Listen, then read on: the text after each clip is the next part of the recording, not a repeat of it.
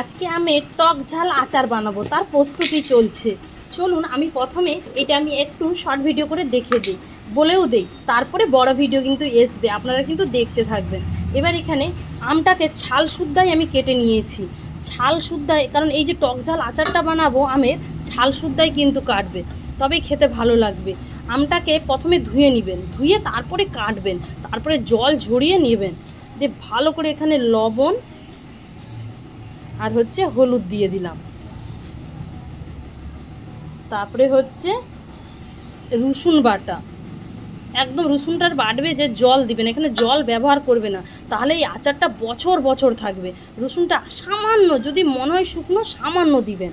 এবার এখানে হচ্ছে আদা বাটা, আদা বাটাতে সামান্য একটু জল দিবেন, কারণ না হলে তো বাটাটা অতটা হবে না, তাই না? এবার এইটা ভালো করে মাখিয়ে কিন্তু এবার আমি এটা রোদ দিয়ে দেবো। ভালো করে মাখিয়ে প্রায় 3 ঘন্টা মতো রোদ দেবো, কড়া রোদ। তবে এইটা যখন ঝরঝরা হয়ে যাবে তারপর আমি আচার বানাবো। এবার এইরকম একটা ঝুড়ি নিয়ে নেবো, ঝুড়িটা ধুয়ে ভালো করে পরিষ্কার করে নিবে, এর উপরে আমগুলো দিয়ে দেবো। এই দেখুন ঝুড়িতে নিয়ে নিচ্ছি, জলটা ঝরে নিচে পড়ে যাবে, তাহলে আমের মধ্যে যে লবণ কেটে জল বেরাবে একটুও কিন্তু জল থাকবে না। দেখুন আমি আমটা এবার কড়া রোদ্রে দিয়ে দিলাম শুকানোর জন্য 2 ঘন্টা।